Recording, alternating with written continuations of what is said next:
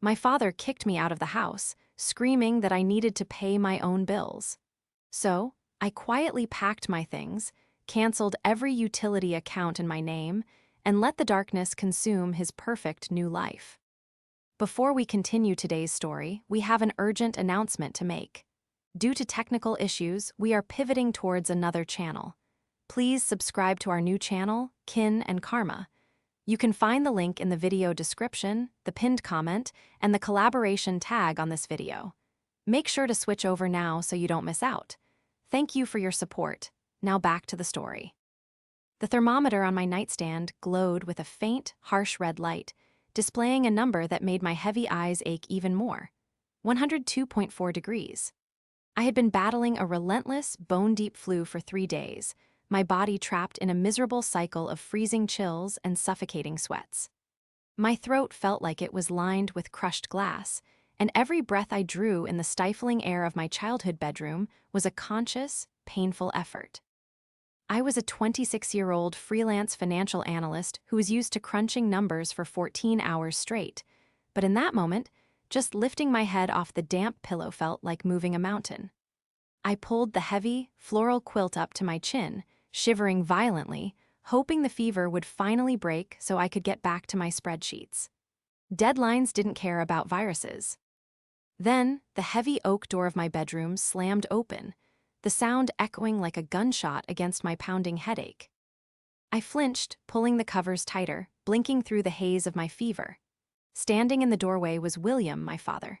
He was 58, a man who managed a local hardware store but walked around with the unearned confidence of a titan of industry. Behind him, hovering like a well-dressed shadow, was Veda. She was his new fiancée, a 50-year-old self-proclaimed life coach whose perfectly styled blonde hair and perpetually calm, condescending smile always set my teeth on edge. "Get up, Sophia," William barked, his voice devoid of any parental warmth or concern for the fact that I looked like a ghost. He crossed his arms over his chest, his face flushed with an angry, self-righteous color. "We need to talk. Now." "Dad," I croaked, my voice barely a raspy whisper. I tried to sit up, the room spinning wildly around me. "I'm sick. I've been throwing up all morning. Can this please wait until tomorrow?" "No, it cannot wait," he snapped, taking a heavy step into the room. He didn't look at the thermometer. He didn't look at the pale sheen of sweat on my forehead. He only looked at me with a profound, sudden disgust. "Veda and I have been discussing our future, our household, and frankly, we are tired of the freeloading." I stared at him, my fever-addled brain struggling to process the words. "Freeloading?" I repeated slowly, the syllables feeling alien in my mouth. "You heard him, sweetie," Veda chimed in from the doorway. Her voice was smooth, practiced, and dripping with fake sympathy. She tilted her head, looking at me as if I were a stray dog that had tracked mud onto her pristine carpets. "You're a grown woman, Sophia. It's simply not healthy for your personal growth to be living under your father's roof, eating his food, taking up space in a house that he is trying to build a new life in. We are establishing boundaries. Healthy boundaries." "Boundaries?" I choked out, a sudden spike of adrenaline slicing through the fog of my illness. "Dad, what is she talking about? I've lived here my whole life. I work from here. "You hide here," William interrupted, his voice raising to a furious yell that rattled the framed photos on my dresser. "You sit on your computer all day playing with numbers while I go out and work a real job. I am 58 years old. I shouldn't have to support a grown adult. If you're so smart, if you're such a hotshot analyst, then pay your own bills." The sheer absurdity of his statement hit me like a physical blow.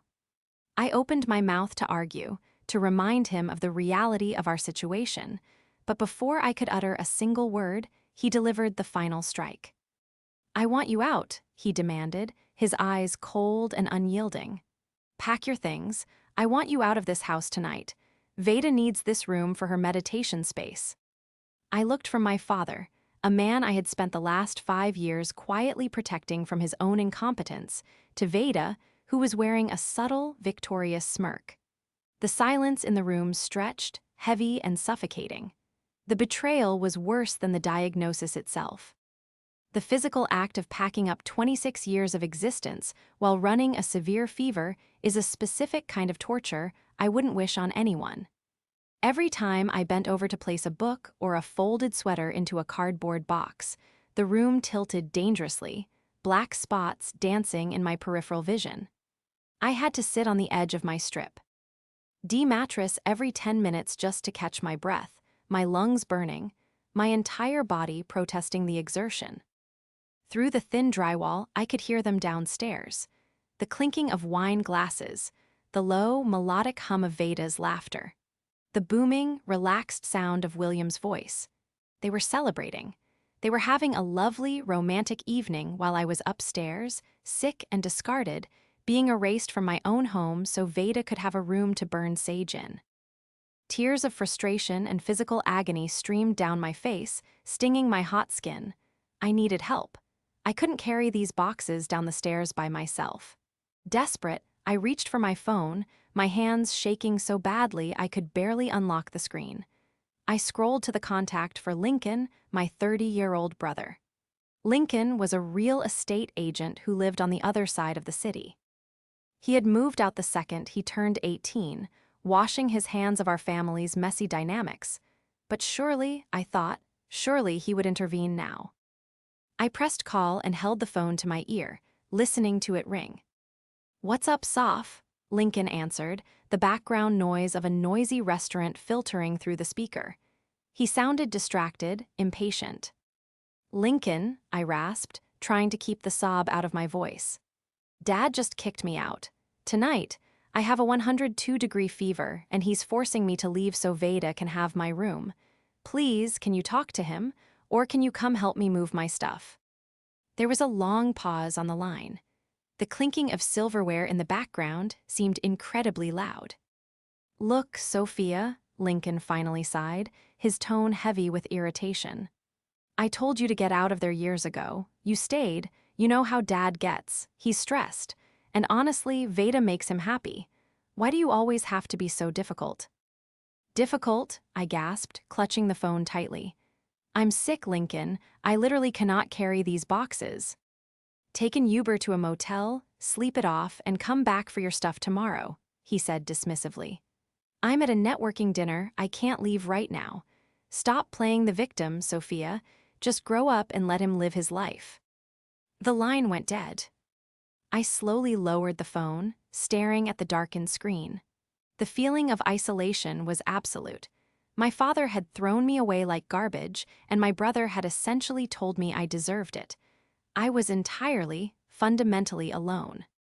I forced myself to stand back up, my legs trembling. I grabbed a roll of packing tape, the loud RREEP sound masking a new, different kind of sound bubbling up inside me. It wasn't a sob. It was a cold, hollow laugh. I dragged my suitcase toward the door, my eyes scanning the room one last time. My gaze landed on the small filing cabinet tucked in the corner of my closet. Inside that cabinet were folders of bank statements, utility agreements, and property tax receipts. As I looked at that cabinet, the crushing weight of the betrayal began to morph into something else. The sadness crystallized into a sharp, freezing anger. William and Veda thought they had won. They thought they had successfully purged the freeloader from their perfect domain. But they had forgotten one crucial thing. To understand the sheer, breathtaking audacity of my father calling me a freeloader, you have to understand what happened 5 years ago. When I was 21, still in the middle of my university studies, my mother passed away suddenly from an aneurysm. It was a devastating, earth-shattering loss.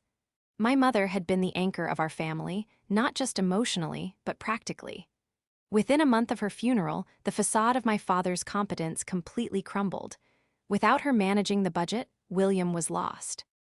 He was a retail manager who spent his money on expensive golf clubs and new cars he couldn't afford, ignoring the mounting pile of red-stamped envelopes on the kitchen counter. One afternoon, I came home from a lecture to find the electricity shut off. My father was sitting in the dark, his head in his hands, completely paralyzed by a stack of final notice bills. He had maxed out his credit cards, drained the meager savings, and was 2 months behind on the mortgage. I didn't yell, I didn't judge. I loved my father and I knew he was grieving. So, I stepped up. I took over. I used the small inheritance my grandmother had left me for college to bring the mortgage current. I used my skills as a financial analyst to consolidate his debts. And most importantly, because his credit score was absolutely ruined and no company would extend him service, I transferred every single utility bill, the electricity, the water, the gas, the internet, and even the property tax portal, into my own name.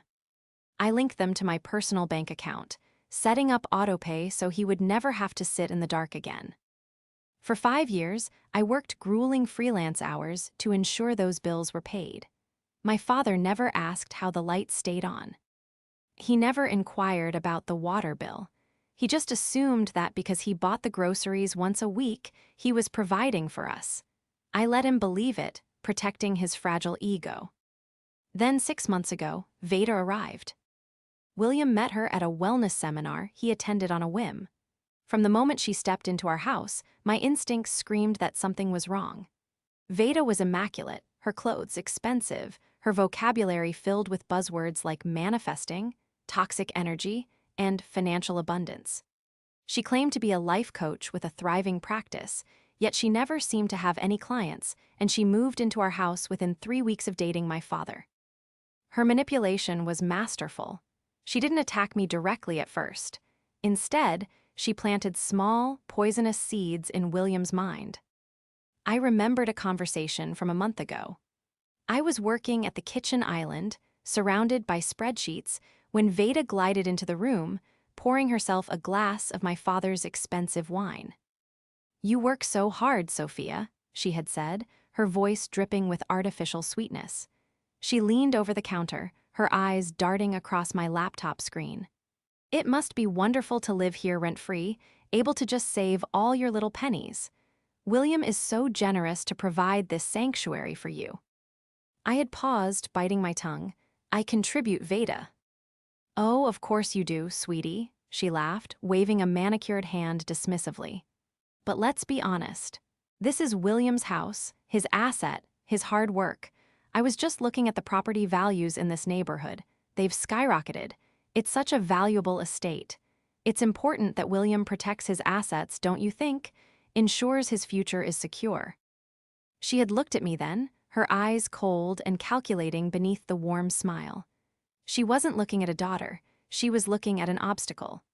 She was looking at the house, calculating its worth, and figuring out how to get me out of it so she could have total control over my oblivious father. And now she had succeeded. She had convinced my father that I was a parasite, draining his resources. I zipped up my final suitcase, the metallic sound loud in the empty room. I wiped a sheen of fever sweat from my brow, my breathing ragged. I walked over to the filing cabinet, opened the bottom drawer, and pulled out a thick blue folder labeled Household Accounts. I tucked it securely under my arm. They wanted me to pay my own bills. They wanted to manage their own lives without my freeloading presence. I walked down the stairs, ignoring their sudden, uncomfortable silence as I dragged my luggage to the front door. I didn't look back. I stepped out into the cold night air, the fever burning in my veins, holding the blue folder tight against my chest. It was time to give them exactly what they asked for. The motel room smelled strongly of artificial lemon cleaner and old, stale dust, but to me, it was a sanctuary. It took 3 full days for my fever to finally break. During those 72 hours, I barely moved from the sagging, lumpy mattress, surviving on tepid tap water and the sheer, burning adrenaline of my sudden exile. When I finally woke up on the 4th morning with a clear head and a normal temperature, the sadness had entirely evaporated. In its place was a sharp, calculating clarity.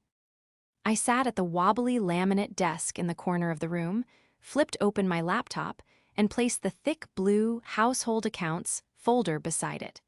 My father had demanded that I pay my own bills and stop freeloading. It was time to honor his wishes to the exact letter.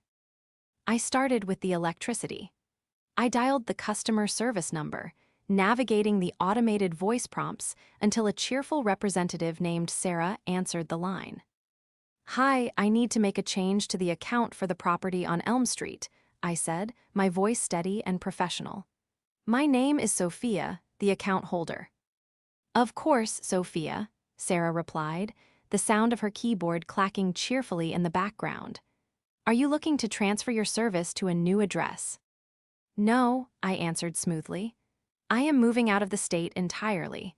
I need to schedule a complete and total disconnection of service. I want the meters locked and the account closed." "Oh, okay, we can certainly do that. What date would you like the disconnection to occur?" I looked at the digital calendar on my laptop screen. I counted exactly 30 days from the night I was forced out into the cold.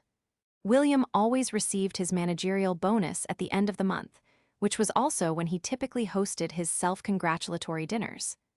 Veda had already been bragging on her public social media about a home blessing dinner party she was planning for her new friends to show off her new sanctuary. The date lined up perfectly. "The 25th of next month," I told Sarah. "First thing in the morning, please." I repeated Is exact, methodical process for the water company, the natural gas provider, and the high-speed internet service.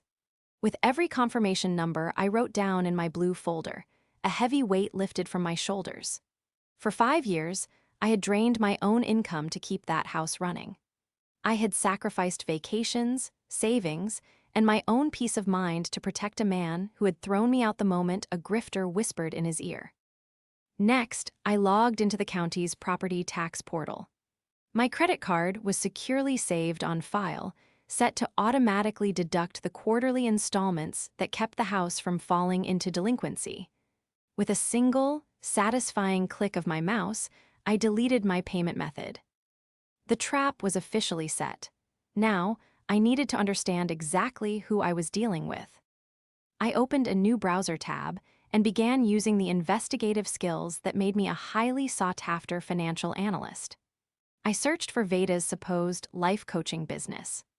Her website was a masterpiece of vague, spiritual word salad, filled with stock photos of women doing yoga on mountains, but it lacked any actual credentials, pricing structures, or physical addresses. I dug deeper into the state's business registry. There was no LLC registered under her name in our state. I checked the neighboring states. Nothing. I ran a search through public court records, looking for anything tied to her phone number or email address. What I found made my blood run cold. There were multiple small claims filings against a woman with Veda's exact full name and matching phone number in a county 3 hours north. The details were obscured behind a paywall, but the plaintiff names were all older, single men. I realized I was out of my depth. I needed a professional. Later that afternoon, I drove to a nondescript office park on the edge of town and walked into the office of Marcus Sterling, a licensed private investigator. I slid a retainer check across his desk, along with a printout of Veda's website and the court docket numbers I had scraped from the internet. "I need to know everything about this woman," I told Marcus, looking him dead in the eye. "Who she is, who she owes money to, and exactly how many families she's destroyed before mine." Marcus looked at the paperwork, then at me. "Give me a week, Sophia. If she's hiding something, I'll find it." 10 days later, I needed to return to the house. In my feverish rush to pack, I had left behind a small fireproof lockbox containing my birth certificate, my passport, and some of my late mother's jewelry. I waited until a Tuesday afternoon, knowing my father's retail schedule usually had him working the floor until 6 o'clock. I parked down the street and walked up the familiar driveway. My key still turned in the front door lock. The moment I stepped inside, the pungent, overwhelming stench of burning sage and heavily perfumed incense assaulted my senses. The house didn't look like my home anymore. The framed family photos that used to line the hallway had been replaced by cheap, mass-produced canvas prints of mandala patterns and inspirational quotes. I walked quietly up the stairs and opened the door to my old bedroom. I gasped. The room had been completely gutted. My bookshelves were gone. The walls, previously a soft, comforting blue, had been hastily painted a jarring, mustard yellow. In the center of the room sat a single, massive floor cushion surrounded by unlit candles. Veda's meditation sanctuary. I thought we discussed healthy boundaries, Sophia. I spun around. Veda was standing in the doorway, wearing a flowing silk robe, holding a steaming mug of tea. Her smile was perfectly in place, but her eyes were cold and sharp. Surprisingly, William was standing right behind her, wearing his work slacks and a polo shirt. He must have come home for a late lunch. "What are you doing here?" my father demanded, stepping around Veda to block the hallway. "You don't live here anymore. You can't just waltz in." "I left my lockbox," I said, my voice remarkably steady. I walked over to the closet, relieved to see the small metal box still sitting on the top shelf. I pulled it down and turned to face them. "I'll be out of your hair in a minute." "You really need to respect your father's space, sweetie," Veda sighed, taking a delicate sip of her tea. "Your negative energy is incredibly disruptive to the peace we are trying to cultivate in this home." I looked at her, really looked at her. I thought about the hours I had spent reviewing the preliminary data Marcus, the pie had sent me over the weekend. "Speaking of cultivating things, Veda," I said, taking a slow step toward the center of the room. "I was trying to update my professional networking portfolio the other day. I thought I would look up your life coaching LLC to see if I could send some corporate clients your way. It's funny, though." Veda's smile faltered for a fraction of a second. "My practice is entirely referral-based, Sophia. I don't maintain a large digital footprint. It's intentional." "Is it?" I asked, raising an eyebrow. "Because the state business registry has absolutely no record of you. Anywhere. But I did find something interesting in the county court database. Did you know there's a woman with your exact name who was sued for commercial rent fraud 3 years ago? Apparently, she signed a lease for a wellness center, never paid a dime, and had to be forcibly evicted by the sheriff." The silence in the room was absolute. William frowned, looking back and forth between us. "Sophia, what are you talking about?" "It's a clerical error," Veda snapped, her voice suddenly shrill, the calm, guru persona instantly vanishing. The tea sloshed dangerously over the rim of her mug. "It was a misunderstanding with a deeply toxic, abusive landlord who tried to extort me." "Extort you?" I challenged, taking another step forward. "The court documents say you provided fake bank statements to secure the lease. That's not a misunderstanding, Veda. That's fraud." "William," Veda gasped, turning to my father and placing a trembling hand on his chest. Her eyes instantly filled with enormous, theatrical tears. "Are you going to let her stand there and slander me? In our home? She's obsessively stalking me. She's trying to ruin our happiness because she's a jealous, bitter little girl who can't stand that you've moved on." My father's face hardened into a mask of pure fury. He didn't look at the logic of my words. He only saw his new fiancée crying. "Get out," William roared, pointing a shaking finger at the stairs. "I am sick of your lies, Sophia. You are so determined to be the victim that you are making up insane stories to hurt the woman I love. Get out of my house and do not ever come back." I didn't argue, I didn't yell. I simply gripped my lockbox, walked past them, and descended the stairs. Veda's reaction had given me all the confirmation I needed. She was panicked, she was sloppy, and her facade was cracking. 2 weeks later, the stakes escalated entirely out of my control. I was sitting in a corner booth at a quiet diner on the edge of town, nursing a black coffee. Across from me sat Marcus, the private investigator. He didn't look happy. He reached into his battered leather briefcase and pulled out a thick, heavy manila envelope, dropping it onto the Formica table with a dull thud. "You were right to trust your gut, Sophia," Marcus said grimly, sliding the envelope toward me. "She's a piece of work, a professional parasite." I opened the clasp and pulled out the stack of documents. It wasn't just commercial rent fraud, it was a pattern. "Her real name is Valerie," Marcus explained, pointing to a background check document. "She legally changed it to Veda 4 years ago. Over the last decade, she has targeted at least 3 different older, financially secure men. She moves in quickly, isolates them from their families using this toxic energy nonsense, and then convinces them to refinance their homes to fund her fake wellness businesses. I stared at the pages, feeling physically ill. There were bankruptcy filings from 2 different men. There were restraining orders filed by the children of her previous victims. Once the equity is drained and the credit is ruined, Marcus continued, his voice low, she vanishes, leaving the men to deal with the foreclosure. She has 3 active civil judgments against her that she's dodging. My father, I whispered, panic suddenly gripping my throat. He doesn't have any equity. The house is mortgaged to the hilt. He has nothing for her to steal. She probably doesn't know that yet, Marcus pointed out. He likely acts like he owns the place free and clear, but she'll find out eventually. And when she does, she'll either drain whatever small credit he has left, or she'll force him to sell the property to get her hands on the cash. My phone buzzed on the table. It was a text message from William. We need to meet. Veda and I are doing some estate planning. There is a document you need to sign regarding your lack of financial interest in the property so we can move forward with our future. Coffee shop on Main sent 2 p.m. I looked up at Marcus. She's making her move. At exactly 2:00 p.m., I walked into the busy coffee shop. William and Veda were already sitting at a small, circular table near the back. Veda looked pristine, her blonde hair perfectly coiffed, but there was a tight, anxious pinch to her jaw. William looked exhausted, his posture slumped, but his eyes hardened as I approached. Sit down, William commanded. He didn't offer to buy me a coffee. He simply pushed a single sheet of paper across the table. It was a crudely drafted legal document, essentially a quitclaim deed, stating that I, Sophia, relinquished any and all current or future financial claims to the estate on Elm Street. Sign it, William said.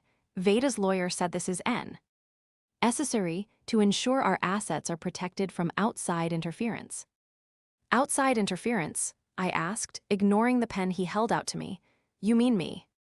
You've proven you can't be trusted, Sophia, Veda said smoothly, folding her hands on the table. This is just a formality to establish those healthy boundaries we discussed. I didn't look at the document. Instead, I reached into my bag and pulled out the thick manila envelope Marcus had given me. I opened it and pulled out the top 3 pages, the civil judgments against Valerie, complete with her photograph and the detailed accounts of her defrauding her previous victims. I slid the documents directly over her fake quitclaim deed. I don't have a financial interest in the house, Dad, I said, my voice cutting through the ambient noise of the coffee shop. But she does. William frowned, looking down at the papers. What is this? Those are court records, Dad, I said, leaning forward. Her name isn't Veda, it's Valerie, and you aren't her soulmate. You are her 4th mark. She targets older men, isolates them from their children, convinces them to pull the equity out of their homes, and then abandons them when the bank forecloses.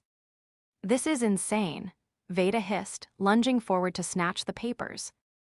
I slammed my hand down on the documents, trapping them against the table. I glared at her, my patience entirely exhausted. Don't touch them. William, she forged these, Veda cried, her voice rising in panic. People at the neighboring tables began to turn and stare. She hired someone to make these up. I told you she was obsessed. She is deeply, deeply unwell. William stared at the photograph on the civil judgment. It was undeniably Veda. He stared at the name Valerie. He looked at the dollar amounts, hundreds of thousands of dollars in stolen equity.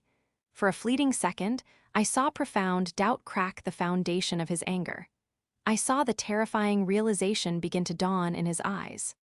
But the spell was too strong, and his pride was too fragile. To admit I was right meant admitting he had thrown his only daughter out on the street for a con artist. He violently shoved the papers back across the table toward me.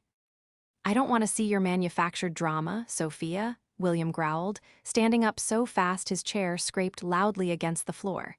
His face was purple with rage and denial. I don't know what kind of sick game you're playing, but it ends now. You are dead to me. Do you understand? Dead to me. He turned and stormed out of the coffee shop. Veda lingered for 1 second longer. She leaned across the table, the sweet, guru mask entirely gone. Her face twisted into a vicious, ugly sneer. "You're just a jealous, pathetic little girl," she whispered venomously. "You lost. He's mine. The house is mine. Stay out of our way, or I will make sure you regret it." She spun on her heel and followed my father out the door. I sat alone at the table, calmly gathering the court documents and sliding them back into the envelope. I wasn't upset. I wasn't crying. I pulled out my phone and checked the calendar. The 25th of the month was exactly 3 days away, the day of Veda's grand dinner party. She thought she had won. She thought she had the house. She had no idea that the house she was fighting so hard to steal was about to go completely, entirely dark. The 25th arrived with a crisp, biting chill in the air, the kind of evening that demanded warmth and light.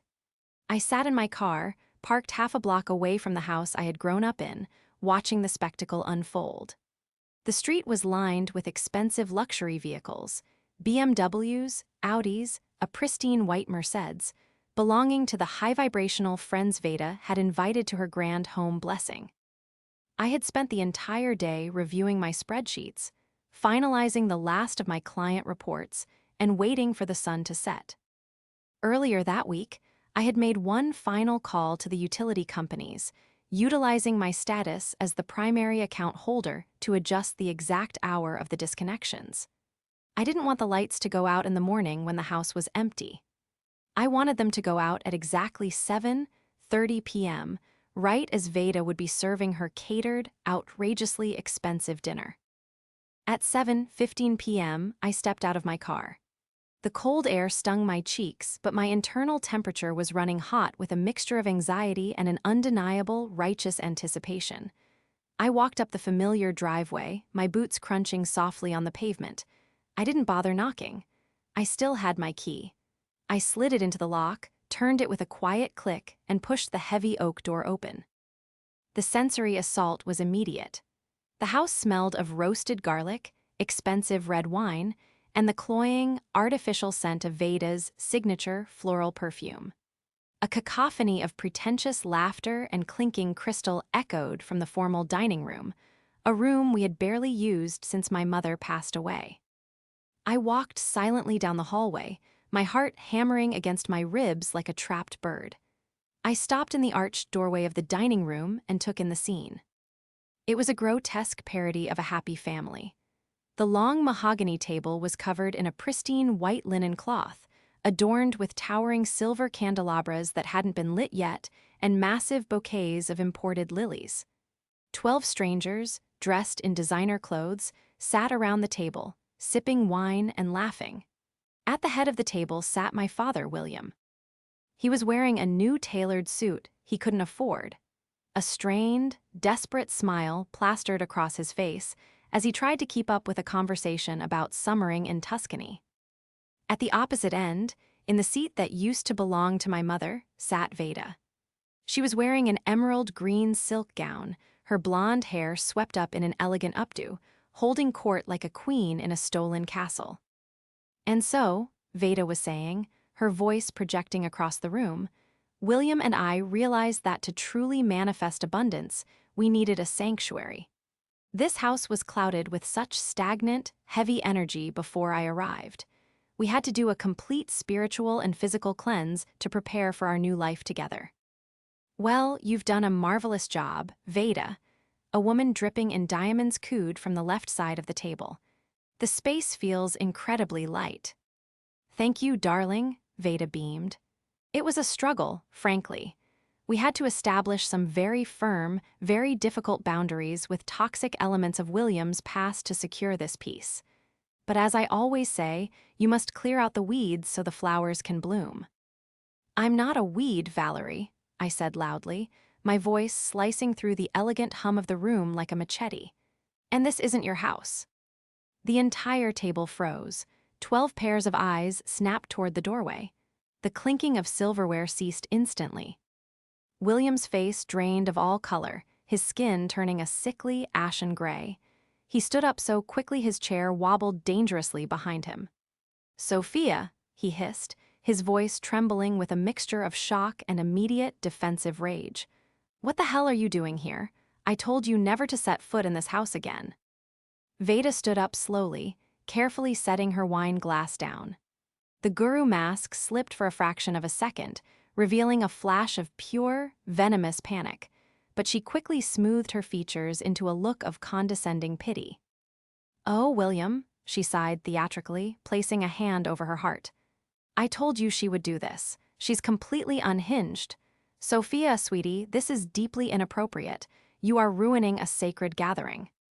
"You don't know the meaning of the word sacred," I replied, stepping fully into the dining room. I carried a thick, black leather portfolio under my arm. I walked slowly toward the center of the room, ignoring the gasps and whispered murmurs of the guests.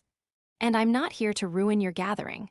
I'm here to deliver a reality check, because it seems my father has forgotten how this house actually operates."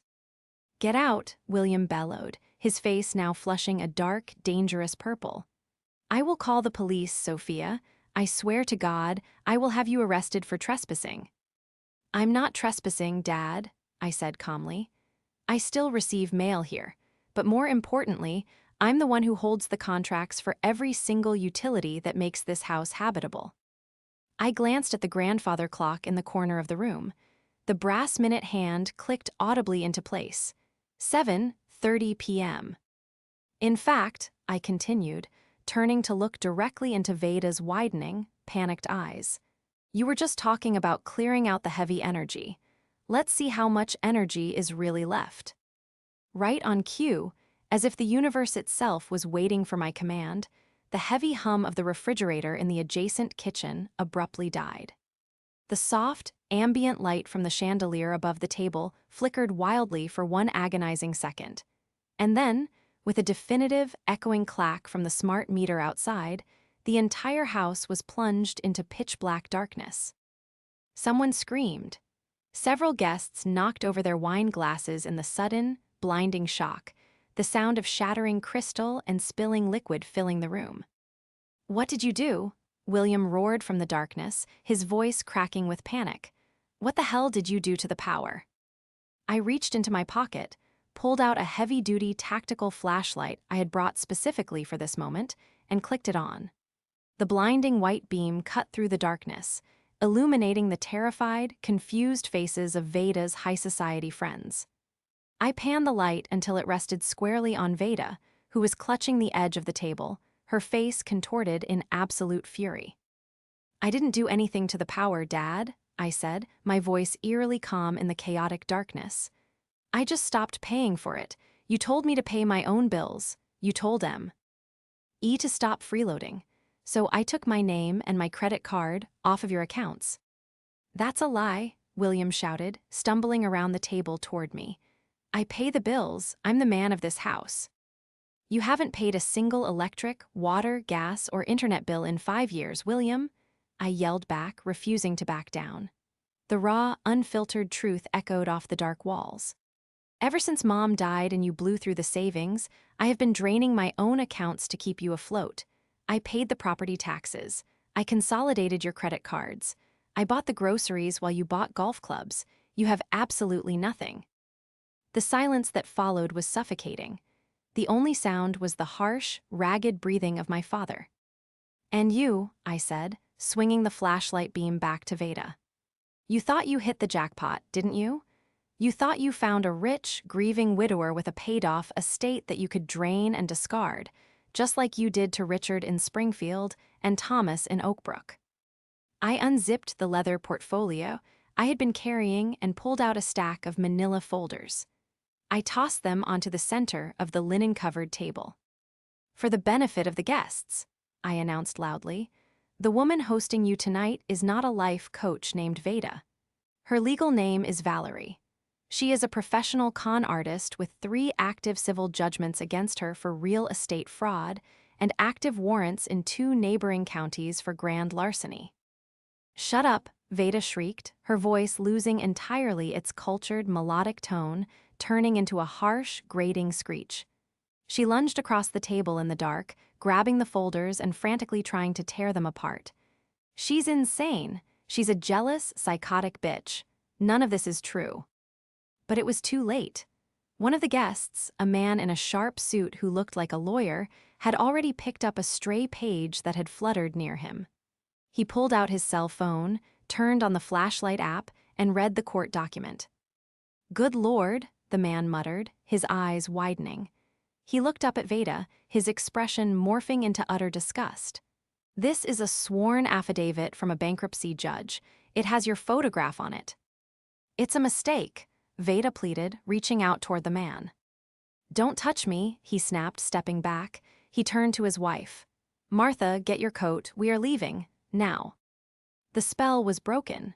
Total panic erupted among the guests. They scrambled in the dark, using their phone flashlights to find their coats and bags, desperate to escape the humiliating, disastrous scene. They shoved past Veda, ignoring her frantic, pathetic pleas for them to stay, practically sprinting out the front door and into their luxury cars. Within 2 minutes, the house was entirely empty of guests. Only 3 of us remained in the dark, freezing dining room. William was standing perfectly still. The flashlight beam from my hand caught the edge of his face. He was staring at the scattered court documents on the table. The reality of his situation, the sheer, catastrophic depth of his foolishness and my sacrifice, had finally, brutally, crashed down upon him. "Dad," I said softly, the anger finally bleeding out of my voice, leaving only a profound, exhausted sadness. "The water is shut off, too, and the gas will be disconnected tomorrow morning. You have no money, you have no credit, and you traded the only person who actually loved you for a parasite." Veda, realizing that the audience was gone and the charade was over, dropped the shredded papers. She didn't look at William. She looked directly at me, her face twisting into a mask of pure, unfiltered hatred. "You ruined everything," she snarled, taking a step toward me, her hands balled into fists. "I put 6 months into this miserable old fool. I earned this house." "The house is leveraged to the hilt, Valerie," I replied, a cold, hard smile touching my lips. "There's no equity left. You spent 6 months playing the loving fiancé for a man who is one missed paycheck away from bankruptcy. You wasted your time." Veda froze. She turned slowly to look at William. "Is that true?" she demanded, her voice flat and vicious. "Is this house mortgaged?" William couldn't even look at her. He simply nodded, his shoulders sagging, tears finally spilling over his eyelids and tracking down his cheeks. "I'm sorry," he whispered brokenly. "You pathetic, worthless loser," Veda spat, her voice dripping with absolute contempt. The transformation was horrifying. The loving, spiritual guru vanished forever, replaced by a cold, calculating predator who realized her trap was empty. "You let me believe you had money. You let me cater to you like you were some kind of king, and you're nothing but a broke, sad old man." She turned on her heel and stormed out of the dining room, her high heels clicking aggressively on the hardwood floor. "I'm packing my things," she yelled from the stairs, "and I'm aching the silver." "Actually, Valerie, you're not taking anything." The new voice came from the front hallway. Heavy footsteps echoed on the wood, accompanied by the distinct, static crackle of a police radio. Marcus, the private investigator, walked into the dining room, sweeping a massive, high-powered flashlight across the space. Behind him were 2 uniformed police officers from the local precinct. "Valerie Vance," Marcus said, reading from a clipboard. "We've been in contact with the Sheriff's Department in Oakbrook County. They were very interested to hear where you've been hiding. They have an active felony warrant for your arrest regarding the systematic defrauding of a vulnerable adult." Veda froze halfway up the stairs. She looked at the police officers, her face pale, her eyes darting frantically, calculating any possible escape route. But there was none. She slumped against the banister, the fight completely draining out of her. The officers walked up the stairs, handcuffed her without incident, and led her back down. She didn't say a single word as they escorted her out the front door. the flashing red and blue lights from the squad cars outside briefly illuminating the dark house. When the door clicked shut, the silence was absolute. The cold was beginning to seep through the walls, the lack of central heating making itself known. William collapsed into his chair at the head of the table. He buried his face in his hands, and a sound came from him that I had never heard before, a deep, agonizing, soul-tearing sob. It was the sound of a man whose pride had been utterly destroyed, whose illusions had been shattered, and who finally recognized the devastating wreckage he had created. I didn't rush to comfort him. I stood there, letting the beam of my flashlight rest on the floor between us. I had protected him from his own consequences for 5 years, and look where it had gotten me. It was time for him to feel the cold. "Sophia," he choked out, his voice muffled by his hands. He couldn't lift his head. The shame was too heavy. "Sophia, my God, what have I done? I'm so sorry. I am so sorry." "I know you are, Dad," I said quietly, the exhaustion settling deep into my bones. "But being sorry doesn't turn the lights back on. And it doesn't erase the fact that when I was sick and terrified and asking for my father, you threw me out on the street for a stranger." "I was blind," he wept, his shoulders shaking violently. "She said all the right things. She made me feel like a man again. Since your mother died, I've felt like I was drowning every single day. I couldn't bear to look at the bills. I couldn't bear to face how much I had failed her. Failed you, and Veda. She made it all seem so easy." "It wasn't easy," I corrected him gently but firmly. "I made it easy. I took the burden so you could pretend everything was fine, and that was my mistake. I shouldn't have enabled you." He finally looked up at me. His eyes were red, swollen, and filled with a desperate, pleading vulnerability. "Can you ever forgive me? Please, Sophia, you're all I have left. Lincoln won't even return my calls.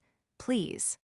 I looked at the man sitting in the dark, surrounded by the rotting, expensive flowers and the shattered crystal. He wasn't the arrogant tyrant who had kicked me out. He was just a sad, broken, grieving man who had made a catastrophic mistake out of weakness and fear. "I forgive you, Dad," I said honestly. The words felt good. They lifted the final, lingering weight of anger from my chest. "I really do. You're my father and I love you." A ragged gasp of relief escaped his lips, and he reached a hand out toward me. I didn't take it. I took a slow step back. "I forgive you," I repeated, my voice steady and unwavering.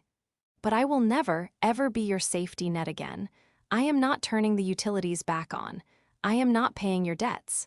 My name is officially detached from this house and your finances forever." His hand slowly fell back to his side. He understood. The consequences were permanent. "What do I do?" he whispered, looking around the dark, freezing room. "You do what you should have done 5 years ago," I told him.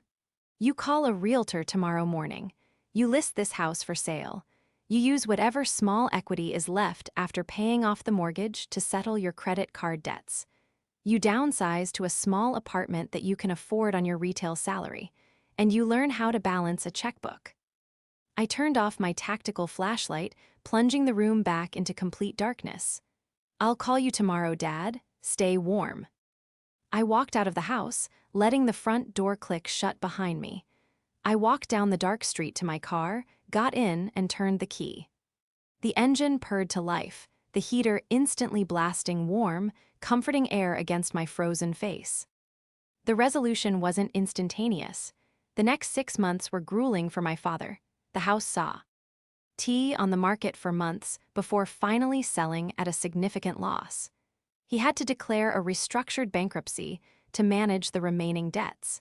He moved into a tiny, one-bedroom apartment on the other side of town, far away from the prestige and comfort he had always assumed was his right. But it forced him to wake up. For the first time in his life, William was managing his own budget. He was clipping coupons, paying his own electric bill, and living within his actual means. Our relationship slowly began to mend, built on a new, fragile foundation of absolute honesty and rigid boundaries. We had coffee every Sunday. He never once asked me for money. As for Veda, or Valerie, her trial was swift. The evidence of her prolonged, calculated fraud against multiple vulnerable men was overwhelming. She was sentenced to 7 years in a state penitentiary, her days of manifesting abundance on the dime of manipulated victims permanently over. And me, I thrived. Stripped of the massive financial burden of carrying my father's lifestyle, my savings account skyrocketed. I moved out of the cheap motel and into a beautiful, sunlit loft downtown. I expanded my freelance business, taking on higher-paying corporate clients, pouring all of my energy and intellect into my own future instead of managing someone else's past. I had lost my childhood home, but in the process, I had found something infinitely more valuable. I had found my own unshakable independence and the absolute certainty that I would never, ever let anyone take advantage of me again.